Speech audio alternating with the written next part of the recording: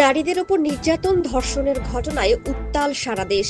বিশেষ করে ছোট্ট শিশু আসিয়ার মৃত্যুর পর অনলাইন অফলাইন সহ সব প্ল্যাটফর্মেই ধর্ষণের শাস্তি মৃত্যুদণ্ডের দাবি জানানো হচ্ছে। সাধারণ মানুষ যেমন ধর্ষকদের বিরুদ্ধে আওয়াজ তুলেছেন, ছবিজাঙ্গনের তারকারাও বর্তমান পরিস্থিতি নিয়ে নিজেদের উদ্বেগের কথা জানিয়েছেন। তেমনি এক উদ্বেগের কথাই শোনা গেল অভিনেত্রী জিনাত শানু স্বাগতার কণ্ঠে। অভিনেত্রী জানান, তার পরিচিত এমন অনেকেই ধর্ষকের বিচার চাইছেন, যারা নিজেরাই কাজের বিনিময়ে তাকে আপত্তিকর প্রস্তাব দিয়েছিলেন। গেল শুক্রবার নিজের ফেসবুক অ্যাকাউন্টে দেয়া এক স্ট্যাটাসে স্বাগতা লিখেছেন, আমার নিউজ ফিডে প্রচুর পুরুষকে দেখছি ধর্ষকের বিরুদ্ধে জোর প্রতিবাদ জানিয়েছেন, কিন্তু এর মধ্যে অনেকেই আমাকে কাজের বিনিময়ে শোয়ার শর্ত জুড়ে দিয়েছে।